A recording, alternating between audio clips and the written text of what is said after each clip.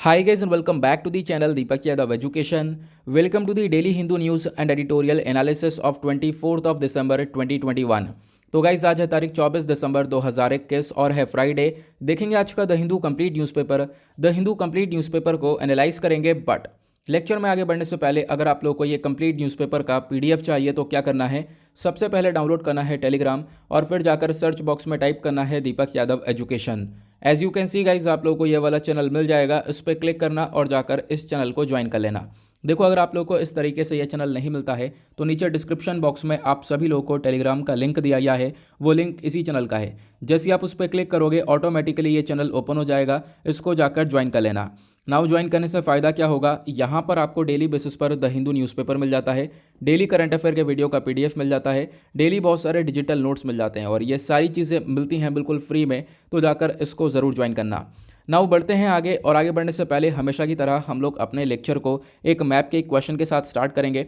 तो आज आप सभी लोगों को मैप में जाकर देखना है सदर्न ओशन को कहाँ पर है ये एग्जैक्टली लोकेटेड, अच्छे से मैप में देखना, क्योंकि जैसा मैं पहले ही आप लोगों से बता चुका हूँ, जितने भी प्लेसेस आजकल हम डिस्कस कर रहे हैं वो बहुत ज़्यादा इंपॉर्टेंट हैं, पिछले एक साल से चर्चा में रहे हैं और ये सभी यूपीएससी प्रीलिम्स 2022 के पॉइंट ऑफ व्यू से इंपॉर्टेंट होने वाले हैं। तो क्यों चर्चा में था मैं आपको बताता हूँ। इसी साल जून के मंथ में सदर्न ओशन इसलिए चर्चा में था क्योंकि नेशनल ज्योग्राफिक सोसाइटी ने सदर्न ओशन को रिकग्नाइज किया था as the world fifth ocean.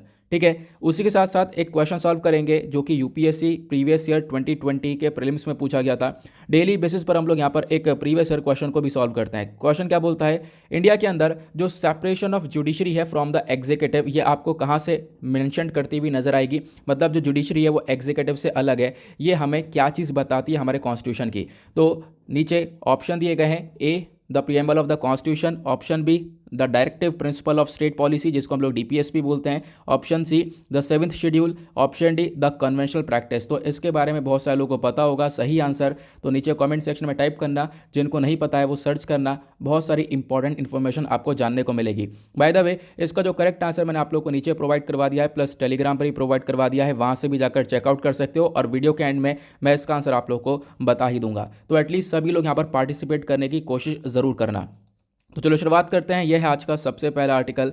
इस आर्टिकल के बारे में चर्चा कल पूरे देश भर में हुई है। लुधियाना कोर्ट पर एक एक्सप्लोजन देखने को मिला, एक विस्फोट देखने को मिला है, जिसकी वजह से लगभग एक व्यक्ति की जान गई है और 6 लोग इंजर्ड हुए हैं। और ये जो विस्फोट हुआ है ये कल ही हुआ है, थर्सडे में देखने को मिला। और जो भी पॉलिटिकल पार्टीज़ हैं उनका कहना यह है ये एक ऐसा अटैम्प्ट था जिसकी वजह से पंजाब के अंदर डिस्टर्बेंस क्रिएट करने की कोशिश की जा रही है।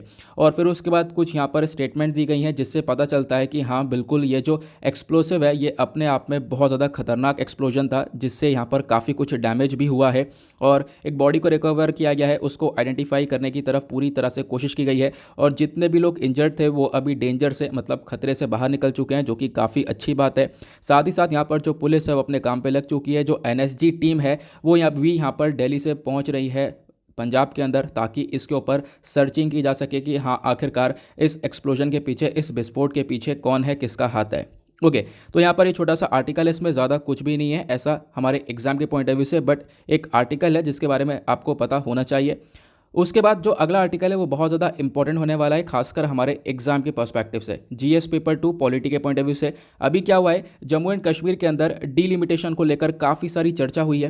ठीक है, तो डीलिमिटेशन क्या है पहले भी बहुत सारे लोगों को नहीं समझ में आया था, तो कोई बात नहीं, आज मैं समझाने वाला हूँ। पहले समझ में इसलिए नहीं आया था क्योंकि मैं समझा चुका हूँ पहले, बीच में मैंने कवर नहीं किया था, तो बहुत सारे लोग बोल रहे थे कि सर दोबारा से कवर कर दो इस डीलिमिटेशन को। तो डीलिमिटेशन को मैं आज वापस से बहुत अच्छे से सिंपल शब्दों में समझाने की कोशिश करूँगा। चाहो तो आप लोग चीज़ों को नोट डाउन करते हुए चल सकते हो। तो हुआ क्या था, अभी डीलिमिटेशन कमीशन बैठा है जिन्होंने यहाँ पर सारी चीज़ें रेकमेंड करी और बताया कि जम्मू एंड कश्मीर के अंदर, जम्मू के अंदर आपको 6 एडिशनल सीट देखने को मिलेंगी और कश्मीर के अंदर 1 सीट को बढ़ाया गया है। ठीक है, जो भी हमारी विधानसभा है उसके अंदर सीट को बढ़ाया तो गया है, लेकिन जम्मू के अंदर 6 सीट को बढ़ाया गया, कश्मीर के अंदर 1 सीट को बढ़ाया गया। इसको देखते हुए जो कश्मीर के अंदर पार्टीज़ हैं, खासकर जो नेशनल कॉन्फ्रेंस है, ये इस चीज़ को एक्सेप्ट ही नहीं कर रहे हैं, ये इस चीज़ को आप कह सकते हो कि इसके अगेंस्ट में खड़े हुए हैं। इनका कहना यह है कि ये बिल्कुल गलत है क्योंकि कश्मीर के अंदर अपनी सीट को बिल्कुल नहीं बढ़ाया है। इससे क्या हो रहा है, इससे जो पावर्स हैं वो एक ही तरफ जा रही हैं, जम्मू के पास पावर्स जा रही हैं। ठीक है, और बाकी जो वहाँ पे कश्मीर के अंदर पॉलिटिकल पार्टीज़ देखने को मिलेंगी उनकी पावर्स कम होती हुई नजर आएंगी। तो इस चीज़ का क्रिटिसिज्म भी हो रहा है। प्लस उसी चीज़ को देखते हुए यहाँ पर बोला गया कि जितनी भी यहाँ पर डिलिमिटेशन कमीशन ने रिकमेंडेशन दिया है ये पूरा का पूरा अनएक्सेप्टेबल है, हम लोग इसको एक्सेप्ट नहीं करने वाले हैं। पहला क्वेश्चन तो क्या है कि आखिरकार ये डिलिमिटेशन होता क्या है। अभी आप लोग को धीरे धीरे और भी चीज़ें समझ में आएंगी, मैं इसके आर्टिकल के बारे में और भी चीज़ें अच्छे से क्लियर करने वाला हूँ। बट यहाँ पर क्या है आपको समझना होगा, डिलिमिटेशन की सबसे पहली बात डेफिनेशन क्या होती है। डिलिमिटेशन का मतलब होता है एक्ट और प्रोसेस ऑफ फिक्सिंग लिमिट्स और बाउंड्रीज ऑफ टेरिटोरियल कॉन्स्टिट्यूएंसीज। इसका मतलब क्या होता है, देखो होता क्या है। डिलिमिटेशन हर सेंसस के बाद देखने को मिलता है। जो एक सेंसस है आपको पता होगा 10 साल बाद एक जनगणना होती है, ठीक है। 10 साल बाद सेंसस होता है। 2011 के अंदर यहाँ पर सेंसस हुआ था। तो आपका क्वेश्चन होगा क्या 2011 के बाद डिलिमिटेशन हुआ था? नहीं, देखो अभी तक सिर्फ डिलिमिटेशन 4 बार हुआ है, लेकिन वो 4 बार भी सेंसस के बाद ही हुआ है। तो हमेशा जब भी सेंसस आता है, जनगणना आती है, तो उसके बाद डिलिमिटेशन होता है, ठीक है। अभी यहाँ पर क्या होता है, डिलिमिटेशन के बाद पता चलता है कि हाँ पॉपुलेशन कैसे इंक्रीज हुई है, क्या रिप्रेजेंटेशन है। तो उसी पॉपुलेशन को रिप्रेजेंट करने के लिए जो भी आप कह सकते हो लीडर होता है वहाँ पर, एमपी हुआ या फिर जो भी सांसद देखने को मिलेगा, ठीक है, उनकी कैसे पोजीशन सेट करनी है उसी को लेकर डिलिमिटेशन की एक्सरसाइज हम लोग करते हैं। मतलब क्या, मतलब यहाँ पर आप लोग कह सकते हो ये एक एरिया है, ठीक है। यहाँ पर आपस में बहुत सारे आप कह सकते हो लोग रह रहे हैं, ठीक है, बहुत सारे लोग रह रहे हैं। अब क्या हुआ 2000 मतलब सपोज करते हैं 11 में एक अलग पॉपुलेशन थी, 2021 के अंदर एक अलग पॉपुलेशन है, ठीक है। इस समय पॉपुलेशन बढ़ चुकी है। तो पहले मान लो यहाँ पर इस पूरे एरिया से 10 एमपीज निकल कर आते थे, ठीक है। अब क्या हुआ, यहाँ पर पॉपुलेशन इंक्रीज हो चुकी है। अब जब पॉपुलेशन इंक्रीज हो चुकी है तो और भी बहुत सारे लोगों को रिप्रेजेंटेशन चाहिए होगा, ठीक है। अब रिप्रेजेंटेशन चाहिए होगा तो उसके बेसिस पर जो यहाँ पर आप कह सकते हो एमपीज हैं उनको बढ़ाना पड़ेगा, ठीक है। या फिर जो सीट है वो यहाँ पर लेजिस्लेटिव असेंबली के अंदर सीट को इंक्रीज करना पड़ेगा, ठीक है। इसी प्रोसेस को हम लोग बोलते हैं डिलिमिटेशन। होता क्या है, हम लोग एरिया को डिवाइड कर देते हैं। जैसे मैंने आपको बताया ये एरिया हो गया, इसके अंदर छोटे छोटे हिस्से हम लोग क्या कर देंगे, डिवाइड कर देंगे, ठीक है। छोटे छोटे यहाँ पर कॉन्स्टिट्यूएंसीज को बना देंगे, जो बॉर्डर है, जो लिमिट्स हैं उनको फिक्स कर देंगे कि हाँ इतने एरिया से यहाँ पर ये एक एमपी, इतने पॉपुलेशन के ऊपर ये एक एमपी, ठीक है। तो हम लोग यहाँ पर कोशिश करते हैं कि इक्वली रिप्रेजेंटेशन मिले सभी लोगों को, ठीक है। तो क्या होता है, इसीलिए हम लोग सेंसस के बाद इसको कनेक्ट करते हैं कि सेंसस के बाद क्या होता है, पॉपुलेशन चेंज हो जाती है, पॉपुलेशन बढ़ जाती है। तो ऑब्वियसली अब यहाँ पर जितने एमपीज पहले थे इतनी पॉपुलेशन के ऊपर, अब पॉपुलेशन बढ़ जाएगी तो काम अच्छे से नहीं हो पाएगा। तो पॉपुलेशन बढ़ जाएगी तो ऑब्वियसली रिप्रेजेंटेशन भी ज़्यादा चाहिए होगा। इसी एक्सरसाइज को हम लोग डिलिमिटेशन बोलते हैं। आई होप आप लोग को ये समझ में आ चुका है। तो डिलिमिटेशन क्या होता है क्लियर हो चुका। डिलिमिटेशन यहाँ पर होता क्यों है, ताकि इक्वल रिप्रेजेंटेशन मिले पॉपुलेशन को, जैसे मैंने आप लोगों को बताया, क्योंकि जैसे जैसे जनसंख्या बढ़ जाती है आने वाले टाइम पर तो उसके हिसाब से लोगों को रिप्रेजेंटेशन नहीं मिलता है, ठीक है। तो अब क्या होगा, लोग अपने हिसाब से अपने लीडर को बना पाएंगे और एक तरीके से यहाँ पर क्या होगा, एग्जैक्टली लोगों के पास इक्वल रिप्रेजेंटेशन मिलेगा। क्लियर हुआ डिलिमिटेशन क्या होता है, सिंपल से शब्दों में यहाँ पर समझ में आ चुका है। उसके बाद डिलिमिटेशन को करते कैसे हैं ये भी आपको समझ में आना चाहिए, क्योंकि बहुत इंपॉर्टेंट है, क्वेश्चन पूछा जा सकता है। तो डिलिमिटेशन को कंडक्ट करने के लिए आर्टिकल 82 के अंदर सारी चीज़ें मेंशन है। तो आर्टिकल 82 में जो पार्लियामेंट है वो यहाँ पर डिलिमिटेशन एक्ट को इनेक्ट करता है हर सेंसस के बाद। तो डिलिमिटेशन एक्ट जैसे ही आएगा देन उसके बाद आप कह सकते हो यहाँ पर क्या होता है, पूरा का पूरा कमीशन बैठा जाता है और यही चीज़ें आर्टिकल 170 के अंदर ही मेंशन करी गई हैं। जो आर्टिकल 170 है इसके अंदर क्या मेंशन किया गया, जो स्टेट्स हैं हमारी, जो एक तरीके से राज्य सरकार है, ठीक है, उनको डिवाइड किया जाता है टेरिटोरियल कॉन्स्टिट्यूएंसीज के अंदर as per the delimitation act. इसी एक्ट के बेसिस पर क्या होता है, स्टेट्स को अलग अलग टेरिटोरियल कॉन्स्टिट्यूएंसीज के अंदर डिवाइड कर देते हैं, ठीक है। मतलब वही कि पॉपुलेशन बढ़ चुकी है तो अलग अलग चीज़ों के अंदर डिवाइड कर दिया जाएगा थोड़े थोड़े जगह में, और उसके हिसाब से क्या कह सकते हो कि लोगों को अपना लीडर मिलेगा, एक रिप्रेजेंटेशन मिलेगा, एक यहाँ पर एमपी उनको मिल जाने वाला है, ये होता है। अब उसके बाद यहाँ पर क्या हुआ, एक चीज़ और देखनी है, जैसे ये एक्ट आ जाता है उसके बाद जो हमारी सरकार है, केंद्र सरकार, वो एक डिलिमिटेशन कमीशन को बनाती है और ये कमीशन चीज़ों को सेट करती है कि हाँ आगे काम कैसे होना है, कितनी सीटें बढ़ानी है या कितनी सीटें कम भी करनी है। हाँ बिल्कुल, सीटें कम भी होती हैं इसके अंदर, ठीक है। तो कितनी बढ़ानी कितनी कम करनी है वो ये कमीशन सेट करता है। तो जो पहला डिलिमिटेशन कमीशन एक्सरसाइज है ये हमारे प्रेसिडेंट के थ्रू करी गई थी लगभग 1950 से लेकर 1951 के बीच में। तो डिलिमिटेशन एक्ट को बनाया गया, मतलब पहली बार यहाँ पर आप कह सकते हो इनेक्ट किया गया था 1952 के अंदर, और अभी तक जो डिलिमिटेशन कमीशन है वो 4 बार बैठा है, ठीक है। ध्यान रखना है, बहुत इंपॉर्टेंट है, अभी तक सिर्फ और सिर्फ 4 बार ये डिलिमिटेशन कमीशन बैठा है। कब कब, 1952, 1963, 1973 एंड 2002। ये 4 साल में अभी तक डिलिमिटेशन कमीशन बैठा है। अभी उसके बाद तक आप कह सकते हो अभी तक डिलिमिटेशन कमीशन नहीं बैठा था, क्लियर हुआ। उसके बाद क्या हुआ, जो डिलिमिटेशन कमीशन है आखिरकार इसके अंदर होते कौन कौन है जो कि सारी चीज़ें डिसाइड करते हैं। तो इस पूरे कमीशन को अपॉइंट किया जाता है हमारे प्रेसिडेंट ऑफ इंडिया के थ्रू, और ये पूरा कमीशन काम करता है हमारे इलेक्शन कमीशन ऑफ इंडिया के साथ कोलैबोरेट करके, ये आपको क्लियर होना चाहिए। उसके बाद इसके अंदर एक रिटायर्ड सुप्रीम कोर्ट के जज होते हैं, चीफ इलेक्शन कमिश्नर हो गए, प्लस यहाँ पर रेस्पेक्टिव स्टेट इलेक्शन कमिश्नर हो गए। ये लोग होते हैं जो कि यहाँ पर इस कमीशन के अंदर होते हैं, जो कि आगे की चीज़ डिसाइड करते हैं कि हाँ किस बेसिस पर हम लोग को जो टेरिटोरियल कॉन्स्टिट्यूएंसीज हैं उनको डिवाइड करना है। ठीक है, अब इसका फंक्शन क्या होता है मैंने आपको बता दिया। इनका फंक्शन एग्जैक्टली क्या देखने को मिलता है कि हाँ बिल्कुल यहाँ पर ये बाउंड्रीज़ को, इनकी जो लिमिट है उनको फिक्स करते हैं, और पॉपुलेशन जो है एक तरीके से उन पॉपुलेशन को एक इक्वली रिप्रेजेंटेशन मिले, इस बेसिस पर यहाँ पर काम किया जाता है। प्लस उसके बाद यहाँ पर ये जो डिलिमिटेशन कमीशन है इसके अंदर क्या होता है, हम लोग शेड्यूल्ड कास्ट और शेड्यूल्ड ट्राइब्स के लिए भी यहाँ पर सीट्स को रिजर्व करते हैं, और पहली बार जम्मू एंड कश्मीर के अंदर शेड्यूल्ड कास्ट और शेड्यूल्ड ट्राइब्स के लिए भी सीट्स को रिजर्व किया गया है। तो आपको इसके बारे में भी ध्यान रखना है। ठीक है, क्लियर हुआ। तो ये क्या हुआ, उसके बाद एक और बहुत इंपॉर्टेंट लाइन है जो कि यूपीएससी प्रीलिम्स में पूछी भी गई है। क्या डिलिमिटेशन कमीशन जो है इसने जो भी डिसीजन लिया उसको आगे कोर्ट में चैलेंज किया जा सकता है? तो बिल्कुल नहीं चैलेंज किया जा सकता। ये क्वेश्चन यूपीएससी ने डायरेक्टली ऐसे पूछा था। ठीक है, मैं आपको कल वो क्वेश्चन लाके दिखाता हूँ। तो डिलिमिटेशन कमीशन इंडिया के अंदर यहाँ पर क्या है, हाई पावर्ड बॉडी है। जो भी इसका ऑर्डर आया, जो भी इसने डिसीजन लिया, वो आगे कोर्ट के अंदर चैलेंज नहीं किया जा सकता है। क्लियर हुआ डिलिमिटेशन क्या है। अभी भी और भी इंफॉर्मेशन है जानने के लिए, मैं आपको वो भी बताऊंगा। तो अभी यहाँ पर आप लोग ये इमेज देख पा रहे होंगे। ठीक है, इसके लिए जम्मू वाले एरिया के लिए लगभग अभी 6 एडिशनल सीट्स को लाया गया है, कश्मीर वाले एरिया के 1 सीट्स को लाया गया, मतलब एक ही सीट लाई गई है। ठीक है, तो आप लोग आप कह सकते हो यहाँ पर एक ही सीट देखने को मिलेगी, और जम्मू वाले के लिए 6 सीट एडिशनल डाल दी गई है। इसी की वजह से यहाँ पर कश्मीर काफ़ी नाराज़, जो आप कह सकते हो इसके अंदर जो पॉलिटिकल पार्टीज़ है कश्मीर, वो काफ़ी नाराज़ देखने को मिलेंगी। ठीक है, कहना यह है कि जम्मू के अंदर पूरी तरह से पावर अपने हाथ में लेकर आई जा रही है, और इससे जो है कश्मीर के अंदर जो पावर्स हैं इन पॉलिटिकल पार्टीज़ की वो कम हो जाएंगी। तो डिलिमिटेशन क्या होता है मैंने आपको बहुत क्लियरली इसके बारे में समझा दिया। इस पिक्चर में मैंशनड है, हिंदुस्तान टाइम्स में ये आर्टिकल आया था परसों, तो वहीं से मैंने सारी पिक्चर्स ली हुई हैं, वहीं से स्क्रीनशॉट लिया हुआ है।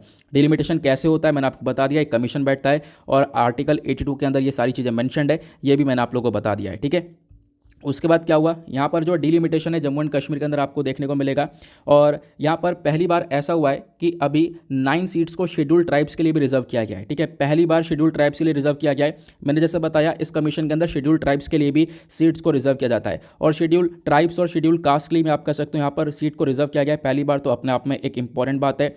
तो यहाँ पर कितना हो चुका है, अभी पहले कितनी थी यहाँ पर आप कह सकते हो, जो ये यहाँ पर जो कश्मीर के सॉरी जम्मू एंड कश्मीर में आप देख पाओगे जो लेजिस्लेटिव असेंबली है इनकी, ठीक है, जो विधानसभा है, पहले यहाँ पर 43 सीट्स हुआ करती थी। ठीक है, सॉरी 37 हुआ करती थी, उसको इंक्रीज करके 43 कर दिया गया है। उसके बाद यहाँ पर कश्मीर 46 हुआ करती थी, अब 47 कर दिया, क्योंकि यहाँ पर एक ही बढ़ी है और ऊपर यहाँ पर 6 बढ़ चुकी हैं। तो टोटल आप लोग यहाँ पर देख पाओगे 90 सीट्स हो चुकी हैं, और उसके बाद एडिशनल 24 सीट्स को भी रखा गया है। 24 सीट्स को रिजर्व कर दिया गया है, किसके लिए, पाकिस्तान ऑक्यूपाइड कश्मीर वाले एरिया के लिए, जिसको पाकिस्तान ने इलीगली कब्जा लिया है। ठीक है, कि आने वाले टाइम पर यहाँ पर जो ये POK वाला रीजन है, ठीक है, इसको भी हम लोग लेंगे डेफिनेटली। तो फिर क्या होगा यहाँ पर, उसके लिए भी हम लोगों ने पहले से ही जो 24 सीट्स हैं उसको रिजर्व कर दिया है। ठीक है, तो ये इस कमीशन के अंदर देखने को मिला। इस कमीशन की जो एक्सरसाइज है यहाँ पर पहले 4 बार हो चुकी है, मैंने आपको बताया कब कब देखने को मिली थी। ठीक है, अब यहाँ पर क्या हुआ कि जम्मू एंड कश्मीर के अंदर अभी डिलिमिटेशन क्यों हो रहा है, क्योंकि आपको मालूम होगा 2019 के अंदर एक बहुत बड़ा स्टेप उठाया गया था, जिसकी वजह से जम्मू एंड कश्मीर और लद्दाख को अलग अलग यूनियन टेरिटरीज बनाया गया, और उसके बेसिस पर क्या हुआ, उसके बेसिस पर यह हुआ कि चीज़ें बदलने लगी। क्योंकि उससे पहले क्या होता था, उससे पहले जम्मू एंड कश्मीर के अंदर इनका अपना खुद का संविधान देखने को मिलता था, है ना, और जो भी चीज़ें यहाँ पर असेंबली सीट को लेकर टैकल की जाती थी वो खुद के Jammu and Kashmir representation of the peoples act 1957 के अकॉर्डिंग की जाती थी ना। वो चीज़ें बदल गई हैं, तो अब यहाँ पर गवर्नमेंट ने ये डिलिमिटेशन कमीशन को बैठाया, इस कमीशन के बेसिस पर यहाँ पर यह काम किया गया है, और वापस से अब यहाँ पर देख पाओगे चीज़ों को बदला गया, और इनका जो विधानसभा है उसके अंदर सीट्स को इंक्रीज़ किया गया है। आई होप आप लोग को चीज़ें बहुत आराम से अच्छी तरीके से क्लियर हो चुकी हैं।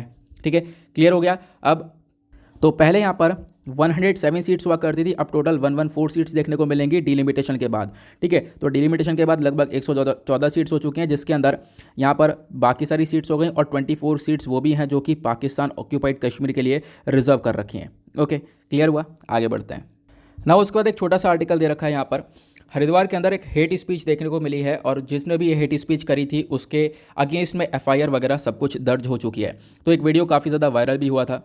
हिंदुत्व लीडर है यति नरसिंगनंद, ठीक है, इन्होंने यहाँ पर काफ़ी कुछ बोला है अगेंस्ट द मतलब एक रिलीजन कम्युनिटी के अगेंस्ट में काफ़ी सारी चीज़ें यहाँ पर बोली हैं, ठीक है। आप कह सकते हो calling for violence against Muslims, यहाँ पर ये वर्ड यूज़ किया गया है, सेंटेंस यूज़ किया गया है। तो इन्होंने यहाँ पर अगेंस्ट में काफ़ी चीज़ें बोली हैं और ये जो वीडियो है ये काफ़ी तेज़ी से वायरल हुई सोशल मीडिया पर और उसी की वजह से क्या हुआ, ये मुद्दा काफ़ी चर्चा में रहा और एफआईआर वगैरह भी रजिस्टर कर लिया गया है under section 153 A of the IPC, ठीक है। इंडियन पीनल कोड के अंदर जो सेक्शन 153 ए है इसके अंडर में यहाँ पर ये एफआईआर को रजिस्टर किया गया कि हाँ ये व्यक्ति क्या कर रहे थे, ये लोग यहाँ पर दुश्मनी फैला रहे थे, प्लस उसके बाद आप कह सकते हो एक रिलीजन के अगेंस्ट में काफ़ी हेटरेट नफरत फैला रहे थे। तो ये अपने आप में इंपॉर्टेंट आर्टिकल बन सकता है हमारे एग्जाम के पॉइंट ऑफ व्यू से, लेकिन कैसे, इस आर्टिकल में ज़्यादा कुछ मेंशन तो है नहीं, लेकिन हेट स्पीच के रिगार्डिंग काफ़ी सारी चीज़ें आप लोग को पता होनी चाहिए। तो आर्टिकल हमारा GS paper 2 government policies and interventions के पॉइंट ऑफ व्यू से इंपॉर्टेंट होगा। हेट स्पीच क्या होती है, तो यहाँ पर सिंपल सी डेफिनेशन दे रखी है, यहाँ पर एक वर्ड वगैरह जो भी आप लोग इस्तेमाल करो और उस वर्ड से क्या हो, एक हेटरेट क्रिएट हो, ठीक है। आप कह सकते हो कि नफरत क्रिएट हो एक पर्टिकुलर ग्रुप के रिगार्डिंग, तो उसको हम लोग हेट स्पीच बोलते हैं, ठीक है। या फिर एक पर्टिकुलर ग्रुप के रिगार्डिंग या एक कम्युनिटी, रिलीजन, रेस, किसी के अगेंस्ट में आप लोग बोल रहे हो, यहाँ पर एक हेटरेट स्पीच का इस्तेमाल कर रहे हो, वो एक हेट स्पीच के अंदर में आती है, ठीक है। अब जो 267th report of the law commission था इसके अंदर हेट स्पीच को बोला गया है कि हाँ बिल्कुल यहाँ पर ये हेटरेट को प्रमोट करता है और उसके बाद यहाँ पर एक हेटरेट है against the race, ethnicity, gender, sexual orientation, religious belief, किसी के अगेंस्ट में भी यहाँ पर बोला जाएगा तो वो सब यहाँ पर हेटरेट की कैटेगरी के अंदर ही आएगा। ऐसा यहाँ पर आप कह सकते हो 267th report of the law commission of India ने ये चीज़ें बताई थी। फिलहाल तो अभी अगर हम बात करें हेट स्पीच को लेकर तो बहुत सारे रीजंस है हेट स्पीच के पीछे के। पहला रीज़न तो यह है कि आज के टाइम पर बहुत सारे इंडिविजुअल्स हैं जो कि एक तरीके से रूढ़िवादी सोच के हैं, एक तरीके से छोटी सोच वाले लोग हैं जिनका जो माइंड है वो काफ़ी हद तक आप कह सकते हो डेवलप ही नहीं हुआ है, ठीक है। और दूसरी जो मतलब बहुत सारे ग्रुप्स हैं उनको अपने आप से नीचा मानते हैं, तो इस बेसिस पर भी आप कह सकते हो ये जो हेट स्पीच है वो लगातार आज के टाइम पर भी देखने को मिलेगी। इनकी जो आइडियोलॉजी है वो एक तरीके से आप कह सकते हो जिद्देपनी वाली जो आइडियोलॉजी होती है वही आइडियोलॉजी यहाँ पर देखने को मिलेगी और फिर उसके बाद जो उसी की वजह से ये जो हेट स्पीच है वो लगातार बढ़ता हुआ नजर आता है क्योंकि इनकी सोच के अंदर ये सुधार देखने को मिलेगा नहीं। और अब क्या होता है, इनको ठिकाने लगाने के लिए जो इंडियन पीनल कोड है आईपीसी के अंदर आप देख पाओगे काफ़ी सारे प्रोविजंस मेंशन कर रखे हैं, जैसे section 153A and 153B of IPC. तो आईपीसी के यहाँ पर कुछ सेक्शंस हैं जिसके अंदर मेंशन किया गया है, ये एक तरीके से कोई भी अगर हेटरेट फैलाता है तो उसको पनिशमेंट मिलती है, इस सेक्शन के अंदर डिफाइन किया गया। उसी के साथ साथ जो सेक्शन 295A है आईपीसी का, ये भी इसी प्रकार से चीज़ों को डील करता है। उसी प्रकार से यहाँ पर एक और सेक्शन है सेक्शन 505 क्लॉज 1 और 505 क्लॉज 2, यहाँ पर ये भी आप कह सकते हो कि इसी प्रकार से डील करता है। कोई भी हेटरेट फैलाया जाता है तो उसके अगेंस्ट में यहाँ पर इन सेक्शन का इस्तेमाल करके उस व्यक्ति को पनिशमेंट दी जा सकती है। तो एक यहाँ पर छोटा सा क्लियरेंस आपको होना चाहिए। आई होप आप लोग को चीज़ें अच्छे से समझ में आ चुकी हैं।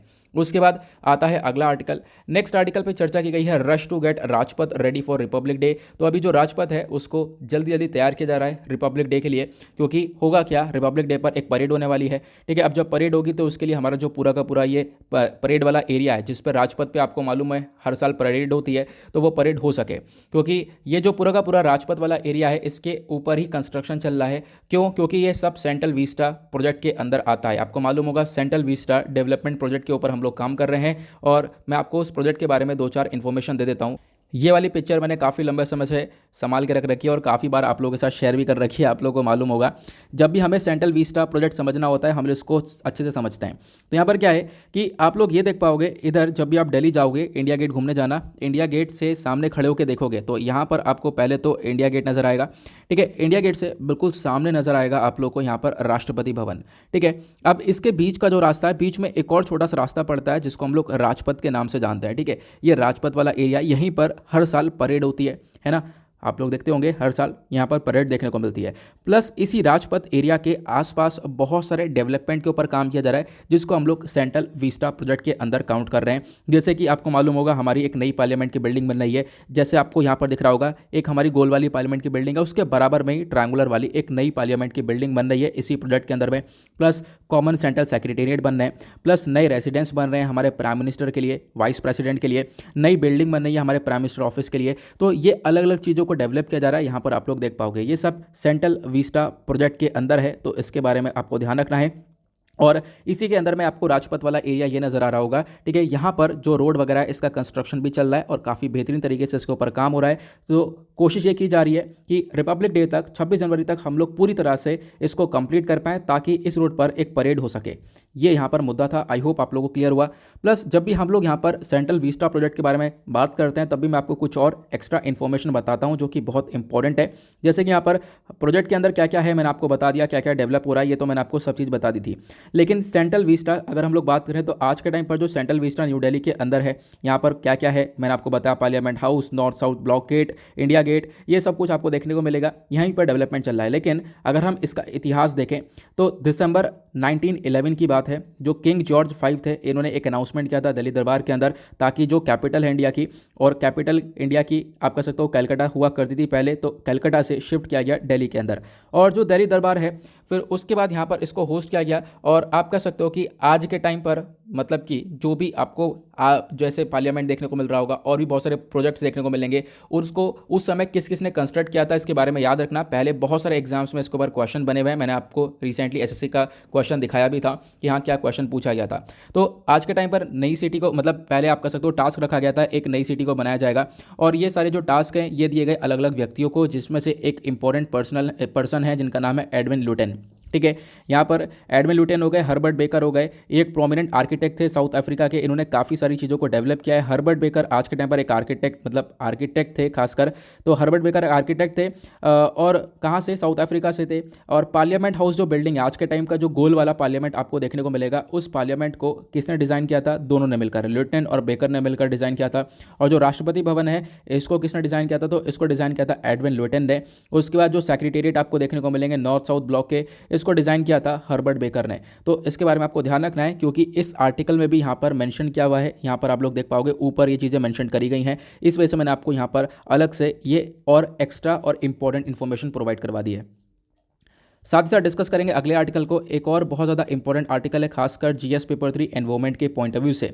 अभी क्या हुआ है, जो टर्टल होता है यहाँ पर टर्टल के बारे में बताया गया है, खासकर जो ऑलिव रिडले टर्टल है उसके बारे में। तो ऑलिव रिडले टर्टल के ऊपर टैग वगैरह लगाए गए हैं ताकि हम लोग पता लगाया जा सके कि ये टर्टल कैसे माइग्रेट करते हैं या फिर कहाँ पर जा रहे हैं, कहीं दूसरे देश में पहुँच जाएंगे तो कैसे हम लोग यहाँ पर पता लगा सकते हैं कि कौन सा उन्होंने पाथ चुना है। तो हम लोग इसके ऊपर रिसर्च करें, इसी वजह से इनके ऊपर टैग वगैरह लगाया जा रहा है। इस प्रकार के टैग यहाँ पर आप देख पाओगे लगाए जाएंगे। अब पहले तो हमें समझना है कुछ चीज़ों को। सबसे पहली बात यहाँ पर ऑलिव रिडले टर्टल के बारे में आपको बताऊंगा, उससे पहले मैं बताता हूँ ये जो कछुए हैं इनके ऊपर टैग लगाया जाएगा और इस टैग के ऊपर एक यूनिक नंबर होगा, कुछ डिटेल्स लिखी हुई होंगी, नाम लिखा हुआ होगा ऑर्गेनाइजेशन का, कंट्री का कोड लिखा हुआ होगा और ईमेल एड्रेस भी यहाँ पर इस टैग के ऊपर लिखा हुआ होगा। ठीक है, इस टैग से कोई खतरा नहीं पहुंचेगा इस कछुए को, आराम से यहाँ पर वो कछुआ ट्रैवल कर पाएगा हर जगह पर। ठीक है, अब क्या होगा, कोई भी रिसर्चर कोई दूसरे कंट्री में भी यहाँ पर इस टर्टल को पा लेता है, इस टर्टल के पास आता है, तो आप कह सकते हो कि कुछ भी हो उसको एक टैग मिलेगा इसके ऊपर लगा हुआ, उस टैग पर सारी इन्फॉर्मेशन यहाँ पर मिलने वाली है, तो वो कॉन्टैक्ट कर सकता है, हमें इन्फॉर्म कर सकता है। तो हम लोग पता लगा सकते हैं कि हाँ बिल्कुल कि किस प्रकार से जो ये टर्टल है इसने माइग्रेट किया है। तो इसके माइग्रेशन के ऊपर पूरी तरह से रिसर्च करने के ऊपर ये फोकस रखा गया है। हम लोग पूरी तरह से कोशिश करने वाले हैं कि ज़्यादा से ज़्यादा टर्टल्स के ऊपर यहाँ पर टैग लगाने की कोशिश करें। ठीक है, तो साइंटिस्ट ने यहाँ पर इस चीज़ को रिज्यूम किया है, पहले भी हम लोग ये काम कर चुके हैं। ठीक है, पहले भी आप कह सकते हो जनवरी 2021 के अंदर बहुत सारे टर्टल्स के ऊपर लगभग बताया गया है कि बहुत सारे टर्टल्स के ऊपर टैग लगाया गया था। 25 साल बाद ये काम किया गया था। नाउ फिर से अभी वेडनेसडे में मतलब परसों के दिन क्या हुआ है, जो जूलॉजिकल सर्वे ऑफ इंडिया है इन्होंने लगभग 22 टर्टल के ऊपर इसी प्रकार से टैग लगाया है, जिसमें से 11 मेल हैं और 11 फीमेल हैं। ठीक है, इससे पता लगाया जा सकेगा इनका जो पाथ है, इनका जो रास्ता है उसको हम लोग स्टडी कर सकेंगे कि किस प्रकार से यहाँ पर एक जगह से दूसरी जगह पर ये टर्टल्स ट्रैवल कर रहे हैं। ठीक है, लेकिन मेन फोकस किस पर रखा गया है वो है ऑलिव रिडले टर्टल, और ऑलिव रिडले टर्टल हमेशा से ही चर्चा में रहता है। तो आपको मैं ऑलिव रिडले टर्टल के बारे में कुछ स्टैटिक इन्फॉर्मेशन बता रहा हूँ, अपने पास नोट डाउन करके ज़रूर रखना, तो आर्टिकल प्लेम्स के पॉइंट ऑफ व्यू से भी इंपॉर्टेंट हो जाएगा। ऑलिव रिडले जो टर्टल है ये एक छोटा सा आपको देखने को मिलेगा। आज के टाइम पर बहुत सारे टर्टल्स मतलब ये जो ऑलिव रिडले वाले हैं ये भरपूर मात्रा में आपको देखने को मिलेंगे, दुनिया भर में यहाँ पर सी टर्टल्स पाए जाते हैं। ये जो टर्टल है ये कार्निवोरस देखने को मिलेंगे। ठीक है, कार्निवोरस मतलब जानवर वगैरह खाते हैं, और इनका जो नाम है ये ऑलिव कलर से निकल कर आया है, हरा कलर सा होता है ऑलिव कलर, तो ऑलिव कलर इनके ऊपर देखने को मिलेगा, इसी वजह से इनका नाम ऑलिव रिडले रखा गया है।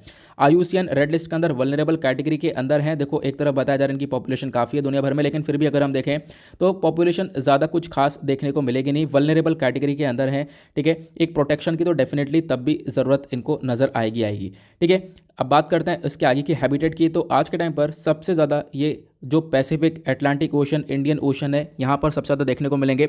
और भारत के अंदर ओडिशा की जो गाहिरमाथा मैरीन सेंचुरी है, बहुत इंपॉर्टेंट लाइन है, ओडिशा के अंदर जो गाहिरमाथा मैरीन सेंचुरी है ये जानी जाती है वर्ल्ड लार्जेस्ट क्रूकरी, मतलब यहाँ पर सबसे ज़्यादा सी टर्टल्स पाए जाते हैं। ठीक है, इनफैक्ट यहाँ पर ऑलिव रेडेड टर्टल भी आपको बहुत सारे देखने को मिल जाते हैं। थ्रेट क्या है, देखो इनकी जो जनसंख्या है ये धीरे धीरे खत्म हो रही है। क्यों? क्योंकि इनको एक तरीके से प्रॉब्लम होती है, जब यहाँ पर मैरीन पॉल्यूशन बढ़ेगा तो डेफिनेटली पानी में रहते हैं, सी टर्टल हैं, अब पानी के अंदर पॉल्यूशन बढ़ेगा, वेस्ट बढ़ेगा तो उससे प्रॉब्लम क्रिएट होगी ऑब्वियसली। उसके बाद यहाँ पर क्या है, आज के टाइम पर ह्यूमन जो है इसको कंज्यूम कर रहे हैं, कंज्यूम यहाँ पर एज अ मीट खाया जा रहा है इसको। ठीक है, और बाकी सारे यूज़ भी होते हैं, तो उसके लिए यहाँ पर इस्तेमाल किया जा रहा है। उसके बाद प्लास्टिक गार्बेज काफ़ी ज़्यादा बढ़ रहा है, और होता क्या है, ट्रॉलर का इस्तेमाल किया जाता है। ट्रॉलर का वर्ड मतलब क्लियर हो चुका होगा, पिछले 2 दिनों से हम लोगों ने लगातार ट्रॉलर के बारे में चर्चा करी है। ट्रॉलर में होता क्या है, एक बोट में एक जाल बांध देते हैं और उस जाल में से आप कह सकते हो उस जाल को मतलब कि स्लाइड किया जाता है, उस जाल को ही खींचा जाता है उसके बोट के साथ साथ, ताकि हम लोग मछली को पकड़ सकें। ठीक है, मछलियों के साथ साथ यहाँ पर ये टर्टल भी फंस जाते हैं और टर्टल की डेथ भी हो जाती है। तो इस प्रकार की चीज़ें देखने को मिलती है। इन सब चीज़ों से यहाँ पर इन टर्टल को खतरा देखने को मिलेगा, ये यहाँ पर आपको बता दिया गया। आई होप आप लोगों को सारी इन्फॉर्मेशन अच्छे से पता चल गई है। एक और छोटी सी इन्फॉर्मेशन, क्या आपने कभी सोचा यहाँ पर कि टर्टल और टॉर्टाइस के बीच में डिफरेंस होता क्या है? मैं पहले ही बता चुका हूँ, मैं आपको साथ ही साथ बता देता हूँ जब हम लोग यहाँ पर इतनी सारी चीज़ें कवर कर रहे हैं। तो यहाँ पर आप लोग देख पाओगे, एक तरफ टर्टल देखने को मिलेगा, दूसरी तरफ टॉर्टोइस देखने को मिलेगा।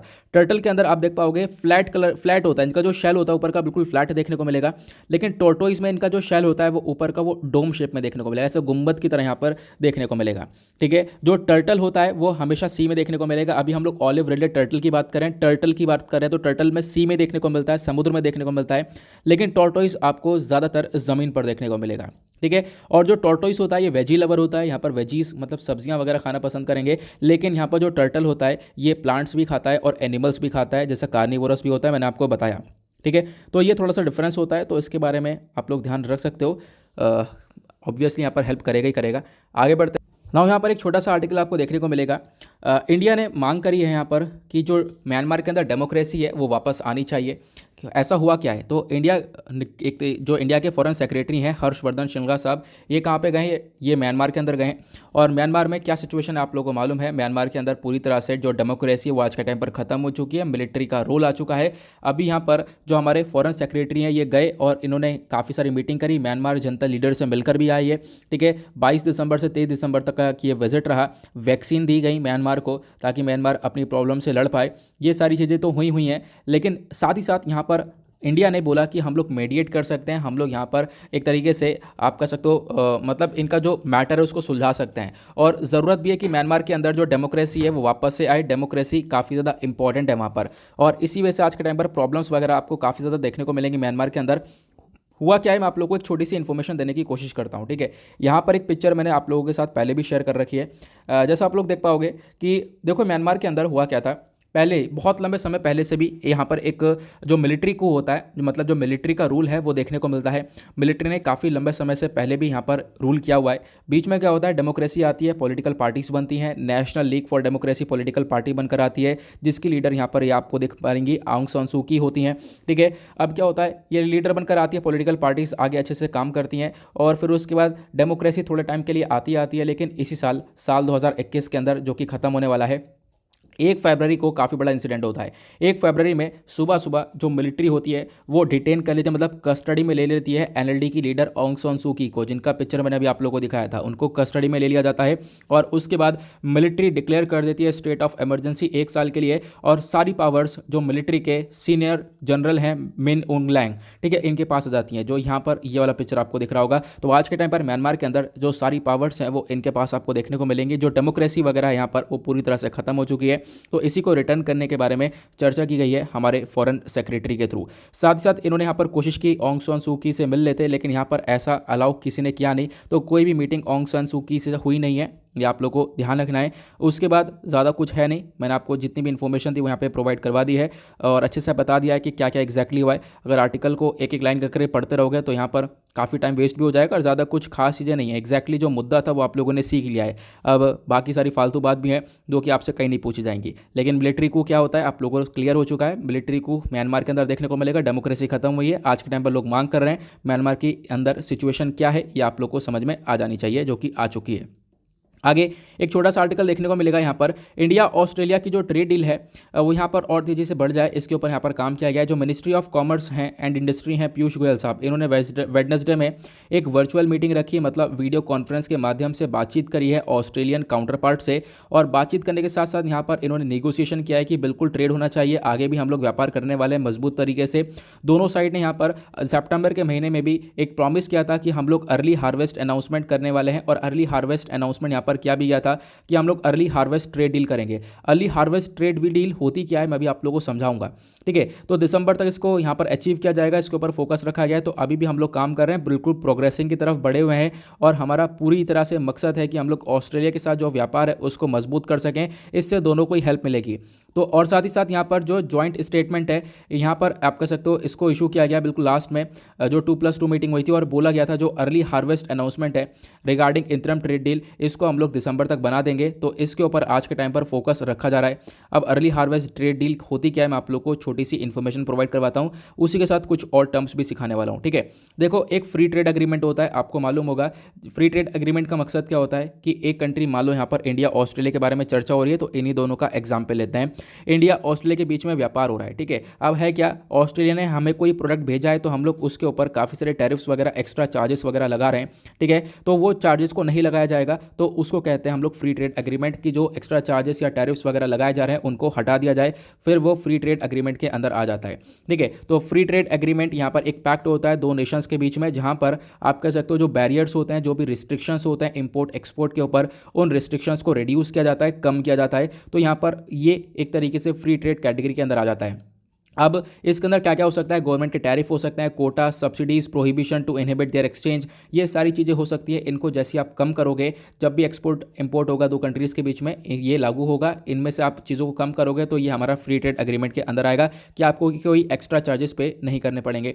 इसी के साथ साथ यहाँ पर होता है early harvest deal. Early harvest deal के बारे में आपको समझाता हूँ। बिल्कुल अर्ली हार्वेस्ट डील भी फ्री ट्रेड एग्रीमेंट की तरह ही होती है, लेकिन होता क्या है यहाँ पर, आप जब भी अर्ली हार्वेस्ट डील करते हो तो आप कुछ रिस्ट्रिक्शंस, कुछ बैरियर्स को कम तो करते हो, लेकिन कुछ लिमिटेड गुड्स के ऊपर। फ्री ट्रेड एग्रीमेंट में आप सभी सामान के ऊपर फ्रीली ट्रेड करने के ऊपर कोशिश करते हो, जो चार्जेस वगैरह है वो हटा देते हो। लेकिन अर्ली हार्वेस्ट डील के अंदर कुछ ही गुड्स होते हैं कि मान लो यहाँ पर ये पर्टिकुलर प्रोडक्ट है, इसी प्रोडक्ट के ऊपर जब भी इसका व्यापार होगा तो इसके ऊपर कोई चार्जेस नहीं लगेंगे। तो कुछ ही प्रोडक्ट के ऊपर यहाँ पर जो बैरियर्स हैं उनको हटाया जाता है, ताकि जो व्यापार है दोनों कंट्रीज़ के वो हम लोग थोड़े से और बढ़ा सकें। उसको हम लोग बोलते हैं अर्ली हार्वेस्ट डील। तो सिंपल सा है, अर्ली हार्वेस्ट डील कुछ लिमिटेड गुड्स के ऊपर रखा जाता है और फ्री ट्रेड एग्रीमेंट सभी गुड्स के ऊपर रखा जाता है। आई होप आप लोग को यहाँ पर ये अच्छे से समझ में आ चुका है। आगे बढ़ेंगे अगले आर्टिकल पर। नेक्स्ट आएंगे डायरेक्ट पेज नंबर 11 के ऊपर, दैट इज़ वर्ल्ड सेक्शन। देखेंगे दुनियादारी में क्या चल रहा है। यहाँ पर एक छोटा सा आर्टिकल है, कुछ खास नहीं है। अभी जो व्लादिमीर पुतिन है इनका एक स्टेटमेंट आया है, इन्होंने यहाँ पर बोला है it is not us who threatened anyone, मतलब हम लोग नहीं है जो कि खतरा पहुँचा रहे हैं किसी को भी। और रशियन प्रेसिडेंट व्लादिमीर पुतिन का सिंपल सा यहाँ पर कहने का मतलब यह है कि जो रशिया और यूक्रेन के कॉन्फ्लिक्ट है इसके बीच में कोई भी ना आए, क्योंकि आज के टाइम पर जो वेस्टर्न कंट्रीज़ हैं, आप लोग देख पाओगे यूएस वगैरह, यूरोपियन यूनियन कंट्रीज़ हैं, वो लगातार इन कॉन्फ्लिक्ट्स में आ रही हैं। और अभी यूक्रेन ने क्या किया था, यूक्रेन ने बोला है कि हमें नाटो का मेंबर बनना है, नॉर्थ अटलांटिक ट्रीटी ऑर्गेनाइजेशन का मेंबर बनना है, ठीक है। यूक्रेन ने ये डिमांड करी थी। तो अब यहाँ पर इन्होंने बोला नाटो का मेंबर बनना है, तो उसके बदले में आप कह सकते हो चीज़ें चल तो रही थी, लेकिन रशिया ने मना किया। रशिया ने यहाँ पर बोला कि नहीं, हम लोग नाटो का मेंबर नहीं बनने देंगे, क्योंकि होगा क्या, अगर नाटो का मेंबर यहाँ पर बन जाएगा यूक्रेन, तो इससे काफ़ी प्रॉब्लम्स रशिया को क्रिएट होती हुई नजर आएंगी, ठीक है। ऐसा क्यों, क्योंकि नाटो का जो भी मेंबर होता है, नाटो का आर्टिकल 5 ये बोलता है कि जितने भी 30 मेंबर्स हैं इसके अंदर अभी, तो उनके ऊपर अगर किसी भी एक कंट्री के ऊपर भी अटैक होता है तो इसका मतलब सभी कंट्रीज़ के ऊपर अटैक हुआ है। तो यूक्रेन अगर अंदर आ जाएगा तो यूक्रेन को एक सेफ्टी मिल जाएगी, ठीक है। और उसका यहाँ पर आज के टाइम पर आप देख पाओगे, हमने रिसेंटली काफ़ी बार डिस्कस भी किया है कि रशिया के सारे कॉन्फ्लिक्ट आपको यूक्रेन के साथ देखने को मिलेंगे। और यूक्रेन का जो क्रीमिया वाला रीजन है उसको भी रशिया ने 2014 में हथिया लिया था। और अभी रिसेंटली यूएस ने यहाँ पर एक स्टेटमेंट दिया था। यूएस ने ये बताया था कि बहुत सारे जो ट्रूप्स हैं रशिया ने वो यूक्रेन के आसपास फैला दिए हैं, ठीक है। तो अपने आप में ये भी एक कंसर्न वाली बात है। ये मैप में मैं आप लोगों को दिखा देता हूँ ताकि आप लोग चीज़ों को अच्छे से मेमोराइज कर पाओ। इधर आपको रशिया नजर आएगा, इधर यूक्रेन बराबर में नजर आएगा, नीचे क्रीमिया वाला रीजन नजर आएगा। सबसे बड़ा जो कॉन्फ्लिक्ट है वो क्रीमिया की वजह से नजर आता है, क्योंकि इस रीजन को हथिया रखा है रशिया ने, इसको कब्जे में कर लिया है। उसके बाद ये भी कुछ एरिया यहाँ पर अलग से कंट्रोल चलता है, अलग से काफ़ी विवाद चलता है, ठीक है। तो रशिया इसी वजह से नेटो के अंदर जाने की मांग करता है, लेकिन अभी यूक्रेन यहाँ पर नेटो के अंदर जाने की मांग करता है। रशिया यहाँ पर इसको मना करता रहता है कि हम लोग यहाँ पर नेटो का इसको मेंबर बनने नहीं देंगे, इसको पूरी तरह से अपोज करता है। ये प्रॉब्लम्स आज के टाइम पर क्रिएट होती हुई नजर आ रही है। आई होप आप लोगों को समझ में आ चुका है, ठीक है। बाकी मैंने आपको जो भी इन्फॉर्मेशन है वो प्रोवाइड करवा दी है कि हाँ एग्जैक्टली जो यूएस है उसने ये बताया था कि बहुत सारे जो ट्रूप्स है रशिया ने वो यूक्रेन के आसपास जो बॉर्डर है वहाँ पर फैला दिए हैं, और पॉसिबिलिटी है कि आने वाले टाइम पर रशिया जो है वो इन्वेड कर सकता है यूक्रेन के अंदर। ऐसी चीज़ें हम लोग को नज़र आ सकती हैं। उसके बेसिस पर यहाँ पर काफ़ी बार रशिया को टारगेट किया गया है, चाइना को भी इसी प्रकार से चीज़ों को टारगेट किया गया है, लेकिन रशिया को भी ऐसा टारगेट किया गया, ऐसा व्लादिमीर पुतिन का कहना है।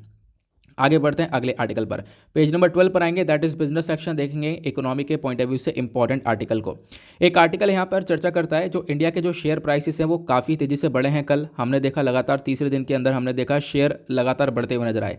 जो ओमिक्रॉन का डर है वो कम हुआ और शेयर के प्राइसेस इंक्रीज हुए। निफ्टी काफ़ी पॉइंट से इंक्रीज हुआ है, सेंसेक्स ये भी यहाँ पर काफ़ी सारे पॉइंट से इंक्रीज होता हुआ नजर आया है। तो आर्टिकल में कोई भी ऐसी इंपॉर्टेंट इन्फॉर्मेशन नहीं है जो आपसे एग्जाम में पूछी जा सके, लेकिन उसी के साथ एक और छोटा सा आर्टिकल आता है जो कि बहुत ज़्यादा इंपॉर्टेंट होगा एग्जाम के पॉइंट ऑफ व्यू से। आरबीआई ने डेफर किया, डेफर मतलब आगे फ्यूचर के लिए टाल दिया है टोकनाइजेशन की डेडलाइन को।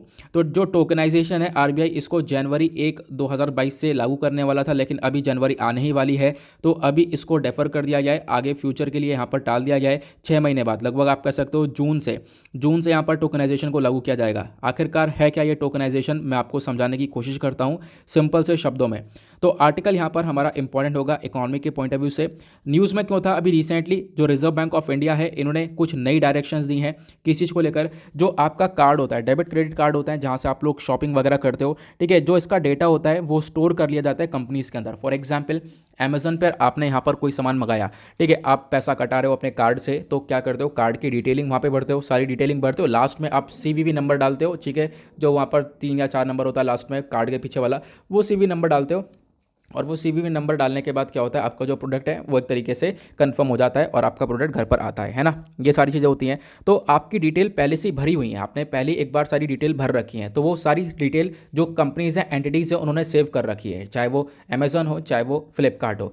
तो क्या है यहाँ पर आप कह सकते हो जैसे ये टोकनाइजेशन या फिर आप कह सकते हो चीज़ों को लागू किया जाएगा, तो इसमें बोला जा रहा है कि जितनी भी कंपनीज हैं, ये जितनी भी एंटिटीज़ हैं, इनको सारी इन्फॉर्मेशन रिमूव करनी पड़ेगी, क्योंकि आपको बार बार चीज़ें डालनी पड़ेंगी, ठीक है। तो डायरेक्ट किया गया है नो एंटिटी और merchant other than card issuer. जो कार्ड को इशू करता है, कोई बैंक वहाँ पर में कोई कंपनी होगी जो कि कार्ड दे रही है, तो वो तो डेटा अपने पास रख सकती है डेफिनेटली, क्योंकि वो आपको कार्ड प्रोवाइड करवा रही है। लेकिन उसके अलावा जैसे कोई भी कंपनी हो गई जहाँ से आप लोग ट्रेड वगैरह कर रहे हो, ठीक है, तो वहाँ पर भी आप कोई भी मतलब आपका जो भी डेटा है कार्ड का वो कोई स्टोर नहीं कर सकता, ये बताया गया है। इससे क्या होगा, जो फ्रॉड वगैरह है वो कम होंगे जब आपका डेटा वहाँ पर स्टोर नहीं रहेगा। तो आपका डेटा स्टोर करने से बचाने की पूरी तरह से फोकस यहाँ पर रखा गया है। बोला गया था इसको लागू करेंगे हम लोग जनवरी 2022 से, लेकिन अभी जनवरी 2022 से लागू नहीं होगा, इसकी डेट को बढ़ा दिया गया है 6 महीने बाद, लगभग जून से यहाँ पर इसको लागू करने के ऊपर फोकस रखा गया है। साथ ही साथ परमिशन दी गई है कि अब होगा क्या, जो कार्ड इशूअर्स हैं वो क्या करेंगे, यहाँ पर कार्ड टोकनाइजेशन देंगे। कार्ड टोकनाइजेशन का मतलब क्या होता है, पहले मैं आपको टोकनाइजेशन के बारे में बताता हूँ। टोकनाइजेशन का मतलब होता है replacement of actual card details. समझ गए होंगे इसका मतलब। हुआ क्या है, आपकी जितनी भी कार्ड की डिटेल्स हैं आपने यहाँ पर अमेजन के जब भी सामान मंगाया तो उस पर भर दी थी। तो अब क्या होगा, अब जब यहाँ पर आप कंपनीज को बोल दिया कि आप कोई भी डेटा स्टोर नहीं कर पाओगे, तो जब भी आप कोई सामान मंगाओगे, छोटा से छोटा सामान मंगाओगे, तब भी कार्ड से आप सारी डिटेल भरोगे बार बार, तो ऐसा ना हो उसके लिए यहाँ पर टोकनाइजेशन को लाया जाएगा। टोकनाइजेशन मतलब एक आर्टिफिशियल, एक एक्चुअल मतलब जो आपका एक्चुअल कार्ड डिटेल्स है उसके रिगार्डिंग कोई डुप्लीकेट नंबर आ जाएगा आपके पास, रिप्लेसमेंट हो जाएगा, ठीक है, उसी रिप्लेसमेंट को बोलते हैं टोकनाइजेशन। तो उसके बदले में आपके पास कोई दूसरा टोकनाइजेशन मिल जाएगा, कोई दूसरा टोकन वाला नंबर मिल जाएगा, ऑल्टरनेटिव कोड मिल जाएगा, और आपकी जो एक्चुअल इन्फॉर्मेशन है वो आपके पास सेफ रहेगी। ठीक है, ये स्टेप यहाँ पर उठाया गया है। तो एक्चुअल इन्फॉर्मेशन जो एग्जैक्ट आपका करेक्ट डेटा है वो तो आपके पास रहेगा, लेकिन उसके बदले का जो डुप्लीकेट डेटा है वो यहाँ पर चढ़ा रहेगा और आपको वो टोकनाइजेशन मिल जाएगा। उसी टोकन का कोड का इस्तेमाल कर करके आप अपनी ऑर्डरिंग वगैरह जो भी आप जैसा भी इस्तेमाल करना चाहते हो वो उसको यूज़ कर सकते हो। आई होप आप लोगों को यहाँ पर ये चीज़ें क्लियर हो चुकी हैं। बहुत ही सिंपल शब्दों में मैंने समझा दिया है, मैं ये समझता हूँ। आगे बढ़ते हैं, चलते हैं डायरेक्टली एडिटोरियल्स पर, देखेंगे आज के इंपॉर्टेंट एडिटोरियल्स को। ना यहाँ पर पहला एडिटोरियल बात करता है जम्मू एंड कश्मीर डिलिमिटेशन के बारे में। सारी चीज़ें मैं बता चुका हूँ, इस आर्टिकल को डिस्कस नहीं करूँगा।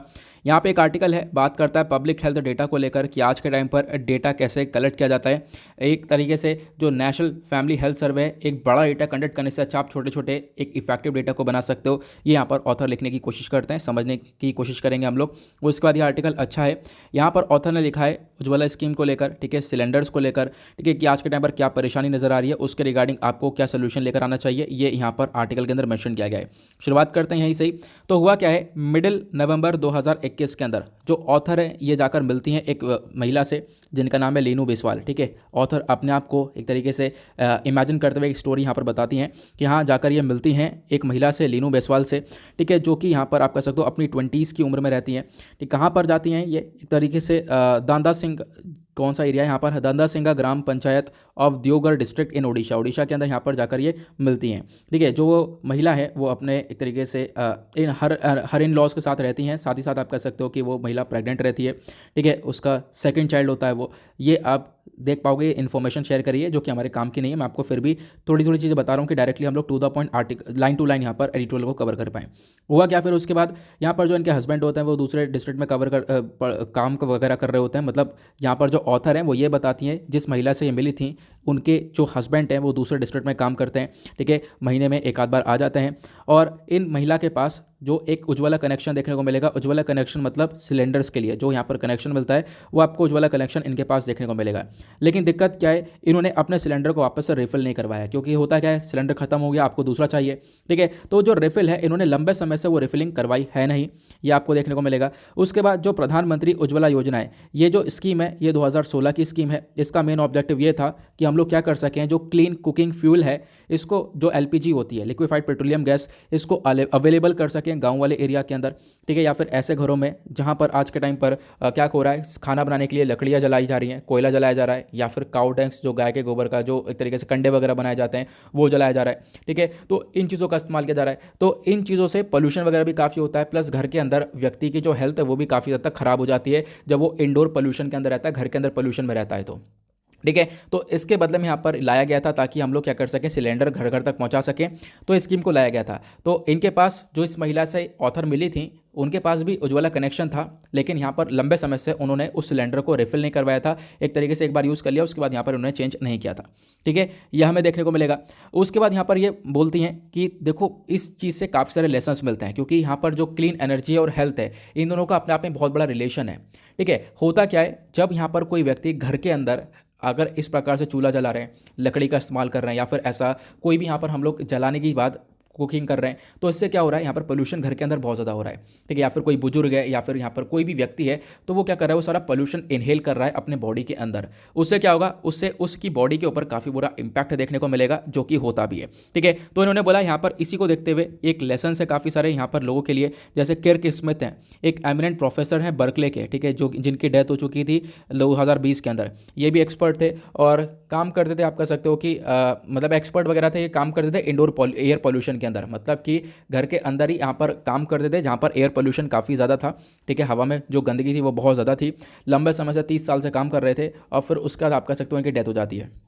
क्यों? क्योंकि यहाँ पर हेल्थ के ऊपर काफ़ी बड़े इंपैक्ट पड़ते हैं।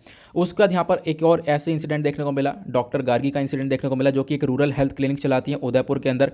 ठीक है, एक नॉन गवर्नमेंटल ऑर्गेनाइजेशन है खासकर, तो इसके साथ यहाँ पर चलाती हैं, जिन्होंने रिकमेंड किया जो कुकिंग होती है। ठीक है, अगर यहाँ पर आप लोग कुकिंग करते हो, cooking with gas to tuberculosis patients who consult her, इसका मतलब है कि बहुत सारे जो पेशेंट्स हैं वो टीबी के पेशेंट्स से, ट्यूबरक्लोसिस के पेशेंट्स से, उनको रिकमेंड किया गया कि आप जो भी घर पर खाना बना रहे हो वो आप गैस का इस्तेमाल करो, एलपीजी का इस्तेमाल करो। ऐसा ना हो कि आप कंडे वगैरह का इस्तेमाल करो, क्योंकि यहाँ पर इससे सिचुएशन और ख़राब हो सकती है। तो डॉक्टर्स तक ये रिकमेंड कर रहे हैं कि आप घर में यहाँ पर कोई भी ऐसा आप कह सकते हो जो भी सॉलिड फ्यूल है उसका इस्तेमाल ना करो, आप एलपीजी का इस्तेमाल कर सकते हो, सिलेंडर का इस्तेमाल कर सकते हो। और रिसेंटली सर्वे हुआ है, सर्वे रिलीज़ हुआ है किसका, नेशनल फैमिली हेल्थ सर्वे 5 में रिलीज़ हुआ था, जिसके अंदर बताया गया जो टीबी है आज के टाइम पर वो काफ़ी ज़्यादा प्रेवलेंस हो चुका है, काफ़ी ज़्यादा फैल चुका है। ठीक है, घरों के अंदर बहुत ज़्यादा टीबी देखने को मिलेगा, जो टीबी की मतलब बीमारी ट्यूबरक्लोसिस। ठीक है, अब क्या है यहाँ पर जो टीबी है ये क्यों हो रहा है, क्योंकि यहाँ पर बहुत सारे घरों के अंदर सॉलिड फ्यूल्स का इस्तेमाल हो रहा है, जैसे मैंने आपको बताया लकड़ी, कोयला और कंडे ये सारे जलाए जा रहे हैं, जिसकी वजह से भी यहाँ पर काफ़ी नुकसान देखने को मिलता है। उसके बाद आज के टाइम पर जो नंबर ऑफ एलपीजी डिस्ट्रीब्यूशन है ये पिछले 5 सालों में काफ़ी तेज़ी से बढ़ा है, ऐसा बताया गया। डिस्ट्रीब्यूशन है डिस्ट्रीब्यूटर्स जो कि यहाँ पर क्या करते हैं, इन सिलेंडर्स को डिस्ट्रीब्यूट करते हैं, तो डिस्ट्रीब्यूटर की संख्या भी बढ़ी है। ठीक है, पहले 17,916 हुआ करती थी, ये इंक्रीज होकर 25,116 हो चुकी है। और नंबर ऑफ एडमिनिस्ट्रेटिव ब्लॉक अगर हम लोग बात करें जिनके पास एलपीजी डिस्ट्रीब्यूटर नहीं है, ये भी कम हुआ, मतलब वही सिंपल सा मतलब हुआ कि जो एलपीजी डिस्ट्रीब्यूटर हैं ये इंक्रीज हुए हैं। ठीक है, अब क्या है यहाँ पर आप देख पाओगे बहुत सारे गांव यहाँ पर पहले तो देखने को मिलते थे जहाँ पर एलपीजी कनेक्शन कहीं पूरे गांव के अंदर कहीं पर भी नहीं है, लेकिन आज के टाइम पर ऐसे गांव बहुत कम हो चुके हैं, मतलब काफ़ी सारी जगह पर आपको एलपीजी कनेक्शन देखने को मिलेगा। ये सारी चीज़ें पॉसिबल हो पाई हैं कहीं ना कहीं उज्ज्वला स्कीम से, तो उज्ज्वला स्कीम को कहीं ना कहीं यहाँ पर अप्रिसिएशन मिलना चाहिए।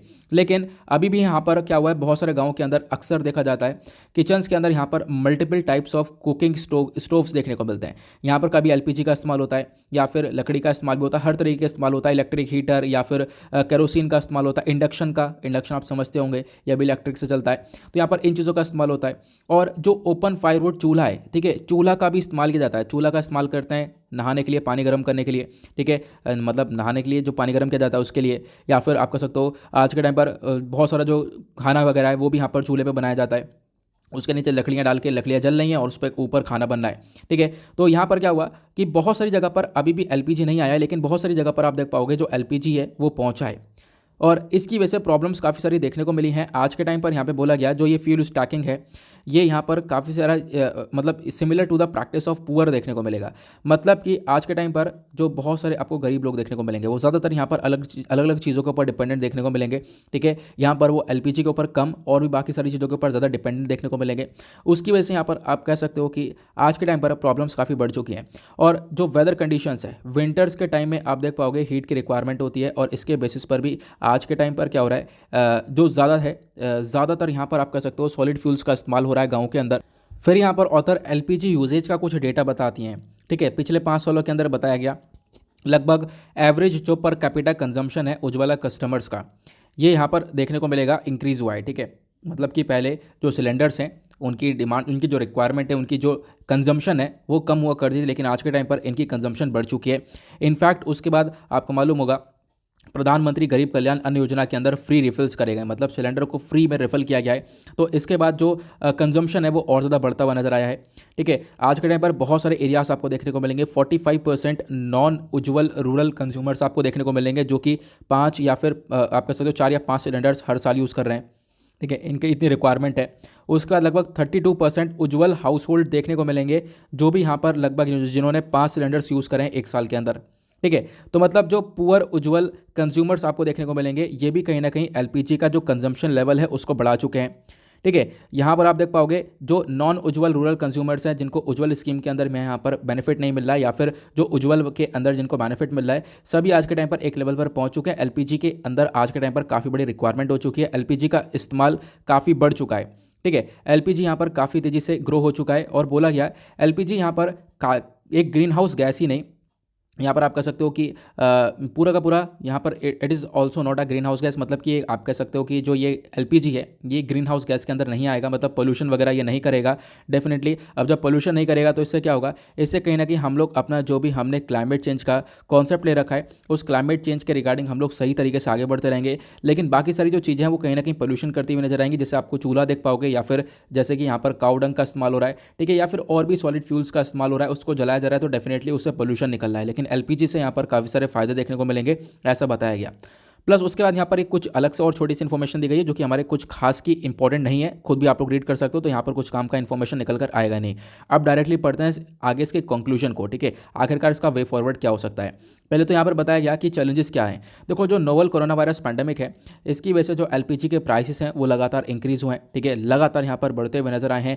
गवर्नमेंट ने यहाँ पर फोकस किया है दूसरे चैलेंजेस के ऊपर, गवर्नमेंट दूसरी तरीके को मतलब दूसरे मुद्दे के ऊपर लगी पड़ी थी और इधर यहाँ पर प्राइसेस लगातार बढ़ते हुए नजर आए। ठीक है, तो यहाँ पर आज के टाइम पर आप कह सकते हो कि जो एलपीजी के प्राइसेस बढ़े हैं इसकी वजह से भी जो पहले बहुत सारे लोगों ने कनेक्शन ले रखा था एलपीजी का, ठीक है, वो बाद में यहाँ पर अपने सिलेंडर्स को रिफिल नहीं करवा पाए। लंबे समय से ये सारी चीज़ें देखने को मिली हैं और आज के टाइम पर आप कह सकते हो उज्ज्वला जो स्कीम है इसके अंदर पूरी तरह से पोटेंशियल है, ये बेनिफिट्स प्रोवाइड करवा सकता है बहुत सारे फ्रंट पर। लेकिन है क्या, आज के टाइम पर इसके ऊपर थोड़ा सा ध्यान कम दिया गया कोरोना वायरस की वजह से। थोड़ा सा ध्यान हम लोग को ज़्यादा बढ़ाना पड़ेगा इसके ऊपर, थोड़ा सा ध्यान ज़्यादा देंगे तो डेफिनेटली हम लोग यहाँ पर ये जो एलपीजी का कनेक्शन है ये अभी जो भी लोग इसको नहीं ले पा रहे हैं वहाँ तक भी पहुँचा पाएंगे। ठीक है, ओवरऑल यहाँ पर क्या है, push has to be such that every household moves towards adopting more sustainable cooking energy basket. तो यहाँ पर एक तरीके से जोर यही है कि क्या हुआ कि जो सभी लोग हैं वो खासकर ऐसी जगह पर एक सस्टेनेबल कुकिंग एनर्जी की तरफ बढ़ें। ठीक है, खासकर एलपीजी की तरफ बढ़ें और एलपीजी यहाँ पर एक बहुत बेहतरीन ऑप्शन रहेगा। होता क्या है, दिक्कत ये है कि इसको रिफिलमेंट नहीं हो पा रहा है। ठीक है, अब जब इसको रिफिल करने के लिए आपको जो सरकार है वो यहाँ पर और भी बहुत सारे काम कर सकती है। ठीक है, तो इसके ऑल्टरनेटिव में यहाँ पर लोग क्या करते हैं, काउडंग का इस्तेमाल करते हैं, बायोमास का इस्तेमाल कर सकते हैं, जिसके पोल्यूशन काफ़ी बढ़ जाता है।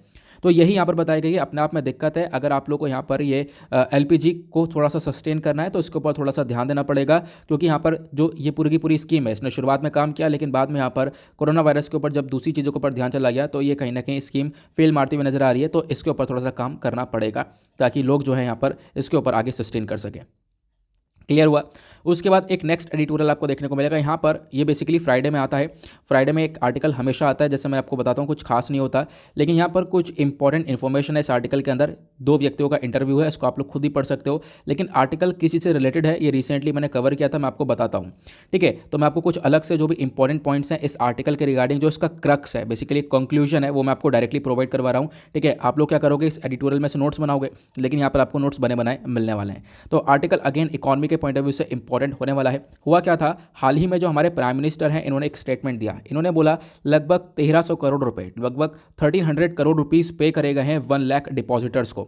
1 लाख डिपॉजिटर को 1300 करोड़ रुपए दिए गए। क्यों दिए गए, क्योंकि उन्होंने क्या करा था, अपना पैसा जमा किया था बैंक के अंदर और वो बैंक डूब गई हैं। ठीक है, अब बैंक डूब जाती तो उसके बदले में आपको पैसा मिलता है, आपको पता है, लेकिन जितना आपने जमा किया था उतना नहीं मिलता है। आपने 1 करोड़ मान लो जमा किया है तो उतना नहीं मिलेगा, उसका बहुत बहुत बहुत कम मिलने वाला है। ठीक है, तो ये चीज़ें यहाँ पर देखने को मिलती हैं। तो रिसेंटली बताया गया काफ़ी सारा पैसा अभी लगभग 1 लाख डिपॉजिटर्स को दिया गया, क्योंकि उनका जो एक तरीके से बैंक वो फेल मारा और जिसकी वजह से यहाँ पर उनको पैसा प्रोवाइड करवाया गया।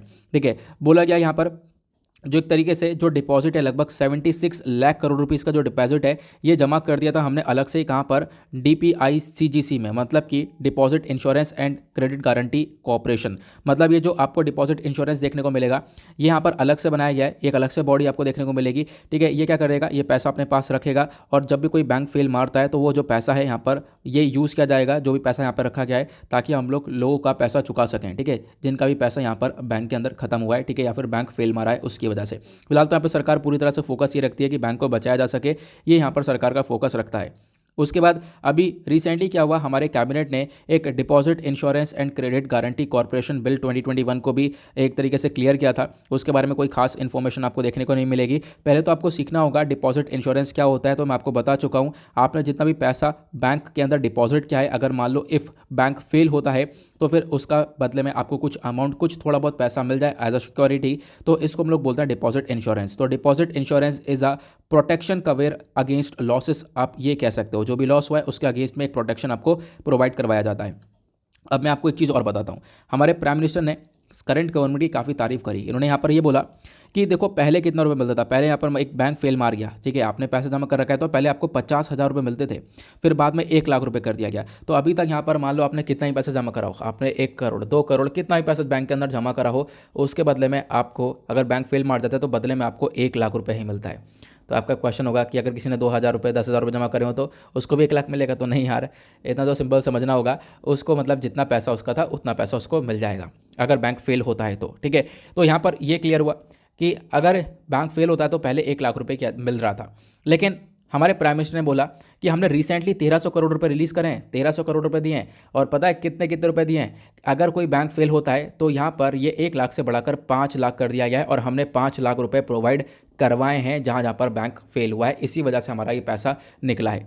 ठीक है। तो यहाँ पर इसके बारे में बताया गया कि अगर बैंक फेल हो रहा है तो हमने यहाँ पर 5 लाख रुपए कर दिया है। तो करेंटली एक भी डिपॉजिटर, कोई भी डिपॉजिटर है, अगर उसका बैंक फेल होता है तो वो क्लेम कर सकता है मैक्सिमम 5 लाख रुपए तक का।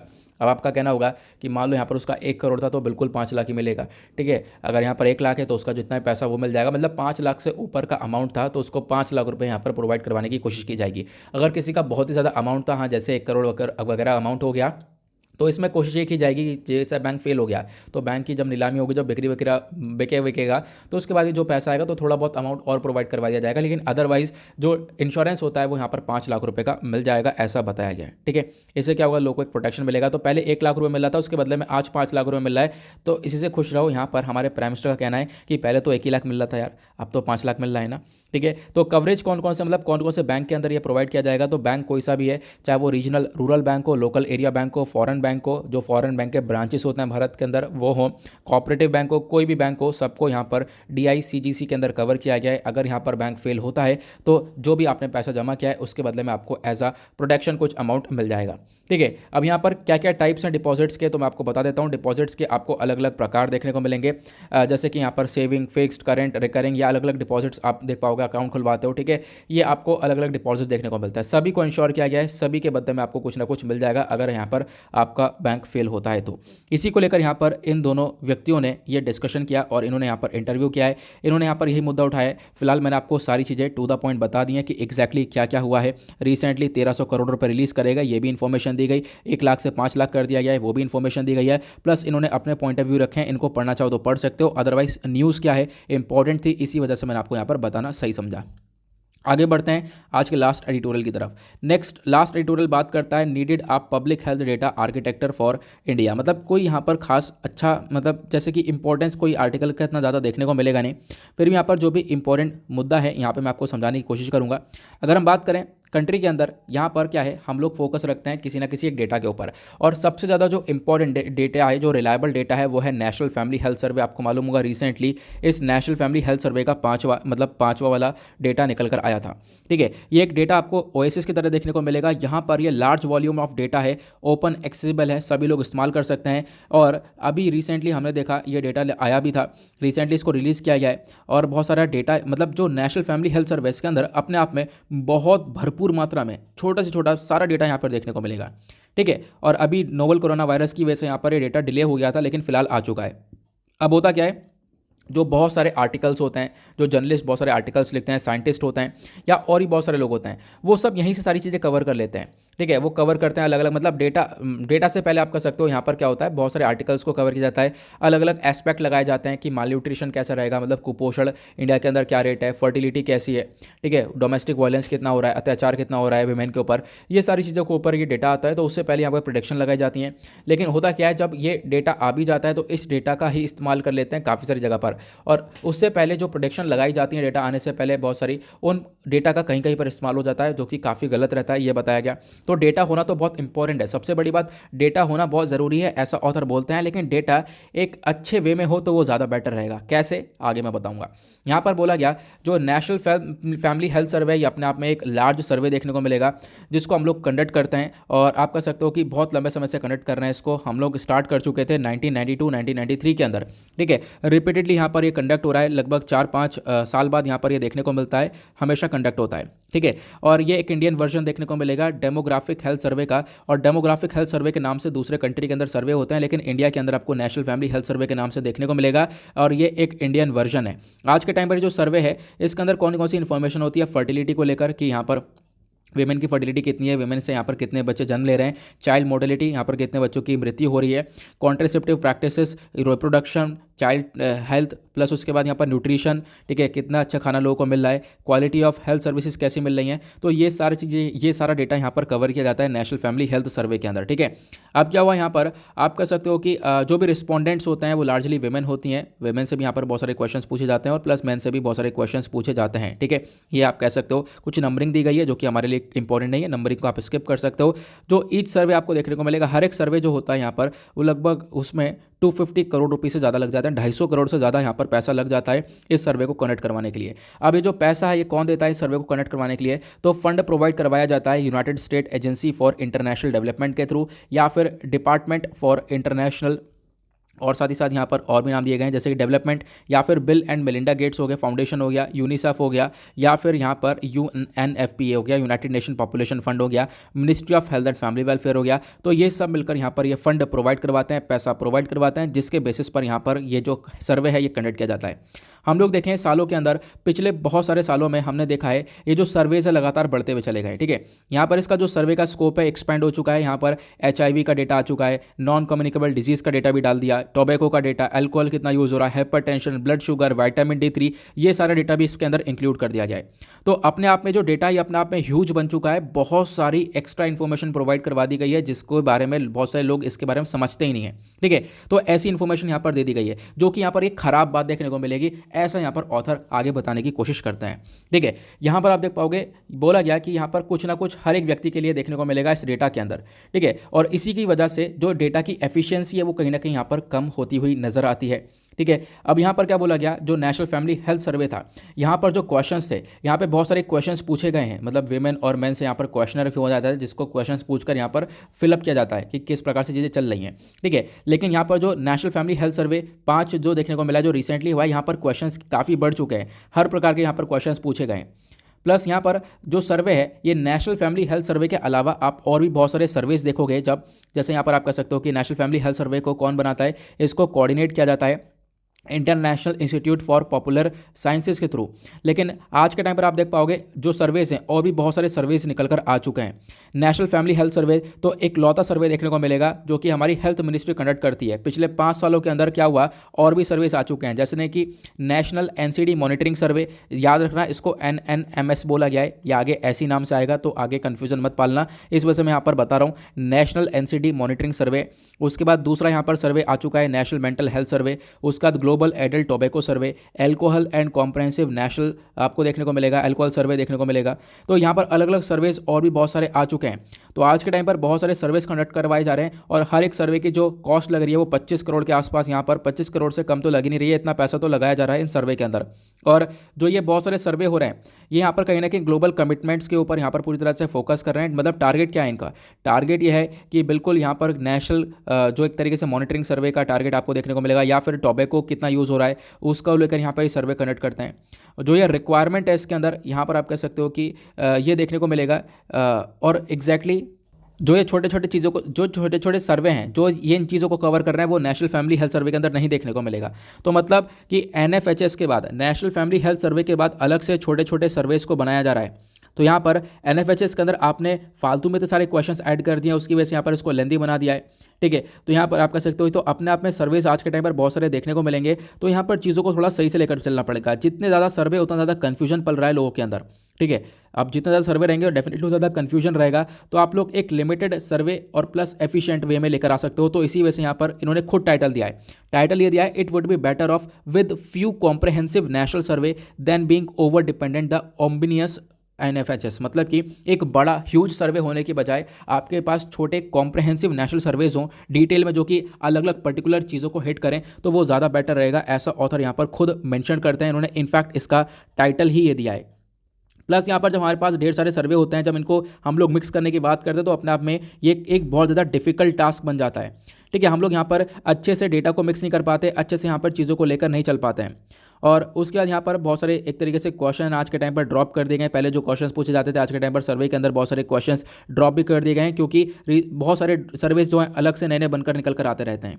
ठीक है, उसके बाद बताया गया कि आज के टाइम पर यहाँ पर क्या हुआ है कि जो ये सर्वे हैं, मतलब कि बहुत सारे सर्वे यहाँ पर रिपीट नहीं होते, बहुत सारे सर्वे रिपीट भी होते हैं। अगर हम देखें फॉर एग्जांपल देखें तो जो नेशनल फैमिली हेल्थ सर्वे है इसके ऊपर थोड़ा ज़्यादा ध्यान दिया जाए। नेशनल फैमिली हेल्थ सर्वे हमारा रिपीट होता हुआ नजर आया है। ठीक है, अगर हम लोग देखें तो रेगुलरली रिपीट होता है, और जो हमारे दूसरे सर्वेज है वो रेगुलरली रिपीट नहीं होते हैं। तो आपको क्या करना पड़ेगा, जो दूसरे सर्वेज हैं उसके ऊपर ध्यान दो। ठीक है, एग्जैक्टली यहाँ पर जो आपका एक बहुत सा लेंदी सा सर्वे है उसको छोड़कर आप लोग जो छोटे छोटे सर्वे होते हैं, ठीक है, उनके ऊपर थोड़ा ध्यान दे सकते हो, उनको आप रेगुलर बेसिस पर लेकर आ सकते हो। रेगुलर बेसिस पर लेकर आओगे तो हमारे पास एक पर्टिकुलर डेटा रहेगा, उस डेटा का हम लोग प्रॉपरली इस्तेमाल कर सकते हैं। ये यहाँ पर ऑथर के द्वारा फोकस रखा गया। ठीक है, उसका यहाँ पर एक पर्पस होना चाहिए। ठीक है, यहाँ पर बोला गया कि हम लोग यहाँ पर जो क्वेश्चन पूछ रहे हैं, जो भी चीज़ें कर रहे हैं सर्वे के अंदर, उसका एक पर्पस होना चाहिए। नेशनल फैमिली हेल्थ सर्वे का जो एक्सपीरियंस है या फिर अदर सर्वेज का यहाँ पर एक्सपीरियंस आपको देखने को मिलेगा। ठीक है, ये आपको देखने को मिलेगा कि एग्जैक्टली कैसे आ रहा है। क्वेश्चंस पूछे जाते हैं लोगों से, उसके बाद यहाँ पर सर्वे किया जा रहा है। अब यहाँ पर क्या होता है, इसको हम लोग थोड़ा सा और अल्टीमेट लेवल पर क्रिएट कर सकते हैं, ठीक है। थोड़ा सा हम लोग अपनी कैपेसिटी को और ज़्यादा इन्हेंस कर सकते हैं।